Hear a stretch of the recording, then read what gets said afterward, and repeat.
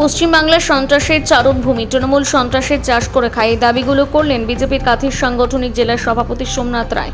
তিনি অভিযোগ করে বলেন, গতকাল রবিবার ভগবানপুরের প্রার্থী শান্তনু প্রামাণিক বিধানসভা নির্বাচনের প্রচারে গিয়ে আরগোয়াল পঞ্চায়েতের ৭০০ মাইল এলাকায় তার প্রচার মিছিল আক্রান্ত হয়।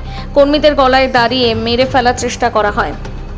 বাইক ভাঙচুর, বাইক নিয়ে পালানো, হাতের আংটি, গলার চেন লুট করে নেওয়া হয়। 15 থেকে 20 জন কর্মী গুরুতর জখম হয় এবং হাসপাতালে ভর্তি আছে। তারা প্রচারে না পেরে, ব্যালটে না পেরে এভাবে হিংসার আশ্রয় নিয়ে গোলাগুলি দিয়ে জয়ের চেষ্টা করছে। এই ঘটনার তীব্র নিন্দা করেন। এভাবে পশু শক্তি দিয়ে আমাদের প্রার্থী শান্তনু প্রামাণিককে আটকানো যাবে না।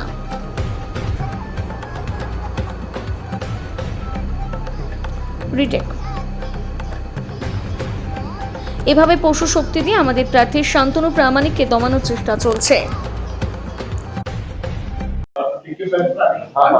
আজকে ভগবানপুরে আপনাদের মিছিল চলাকালীন একটা হামলার অভিযোগ আপনারা পেয়েছেন, কি হয়েছিল?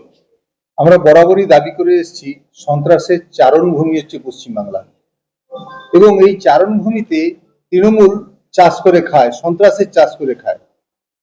আজকে ভারতীয় গণতন্ত্রের পশ্চিমবাংলায় অ্যাসেম্বলি নির্বাচনে আমাদের ভগবানপুর কেন্দ্রের প্রার্থী শান্তনু প্রামাণিক তিনি তার নির্বাচনী প্রচারে বেরিয়েছিলেন।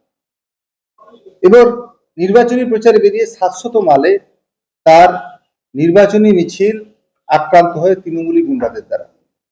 সেখানে প্রচন্ড পরিমাণে আমাদের কার্যকর্তাদের মারধর করা হয়, গলার উপরে দাঁড়িয়ে মেরে ফেলার চেষ্টা করা হয়, এবং আশ্চর্য ব্যাপার, তাদের বাইক, হাতের সোনার আংটি, চেন, মোবাইল ছাড়িয়ে নেওয়া হয়, এবং আমাদের মানে মোর দেন 15 মানে 15-20 জনের উপর বেশি কার্যকর্তাকে বডিলি ইনজিওর করা হয়। এই যে একটা হিংসা, এই যে মানে প্রচারে না পেরে, ব্যালেটে না পেরে গোলাগুলি চালিয়ে বুলেট তুলে নেওয়ার মানসিকতাকে আমি তীব্র নিন্দা করি। তারা ব্যালেটে কোথাও পাত্তা পাবে না বলে এই ধরনের অসুর শক্তি দিয়ে আজকে আমাদের শান্তনু প্রামাণিককে ওখানে তার বিজয় রথ থামানোর চেষ্টা করছে। দিনের শেষে কিন্তু দেখা যাবে কি, সন্ত্রাস জেতে না, হিংসা জেতে না, আমরা সেখানে জিতবো। আর যারা মার খাচ্ছে, প্রত্যেকদিন পড়ে পড়ে যারা মার খাচ্ছে, তারাও কিন্তু একদিন একটা সময় এই ভোটের রেজাল্টে দেখিয়ে দেবে যে দিনের শেষে জিত হয় সতের, দিনের শেষে জিত হয় যারা প্রকৃতপক্ষে গণতন্ত্র প্রতিষ্ঠা করতে চায়। তৃণমূলের পক্ষ থেকে অভিযোগ করা হচ্ছে এর সঙ্গে রাজনীতির কোনো যোগ নেই। আপনারা যখন যাচ্ছিলেন সেটা মুসলিম অধ্যুষিত এলাকা এবং সেখানে উস্কানিমূলক বক্তব্য দেওয়ার ফলেই এই গন্ডগোল, এর সঙ্গে রাজনীতির কোনো যোগ নেই। তারাও প্রশাসনকে অভিযোগ জানাচ্ছে যাতে এই ঘটনার পূর্ণাঙ্গ তদন্ত হয়। আমিও তো বলছি যে মুসলিম অধ্যুষিত এলাকা মানে কি পাকিস্তান নাকি? ভারতবর্ষের তো কোনো না কোনো জায়গা সেটা। তো সেখান দিয়ে যে কোনো গণতান্ত্রিক দল তার রাজনৈতিক প্রতিষ্ঠা স্থাপন করবে, তার রাজনৈতিক কর্মসূচি পালন করবে। তারা কারা এই যে কথাগুলো বলছে যে ভারতের মধ্যে ভারতীয় নির্বাচন বিধি কি ওই মুসলিম অধ্যুষিত এলাকায় কখনো প্রয়োগ করা যাবে না? কোথায় লেখা আছে? গণতন্ত্রের কোথায় লেখা আছে? এটা তৃণমূলই বলতে পারে যে কখনো নির্বাচন, গণতন্ত্র, সংবিধান মানে না, তাদেরই বলা থাকে। এই ব্যাপারে কি আপনারা এখন নির্বাচন কমিশনে অভিযোগ জানিয়েছেন?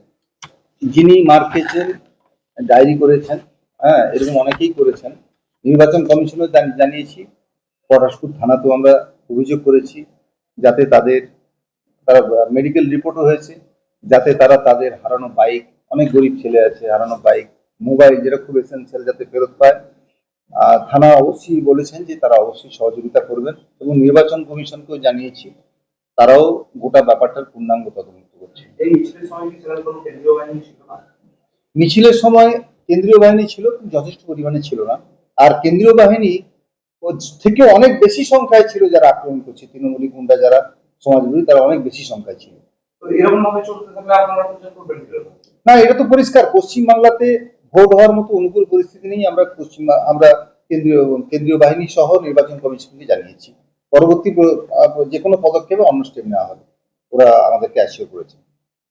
রাজ্যের মুখ্য নির্বাচনী আধিকারিক তারা যখন এই মুহূর্তে ওই এলাকায় পটাশপুর ভগবানপুর এলাকায় আপনাদের দলের তরফ থেকে কি কোনো প্রতিনিধিত্ব করবেন তাদের সঙ্গে কথা বলা?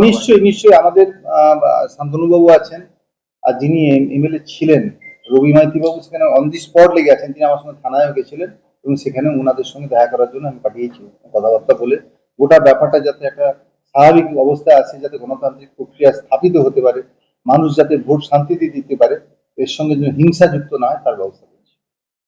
কাল থেকে কি আবার নতুন করে প্রচার যে সূচি যেগুলো রয়েছে নিশ্চয়ই নিশ্চয়ই নিশ্চয়ই পুলিশের সহযোগিতা চাইবেন?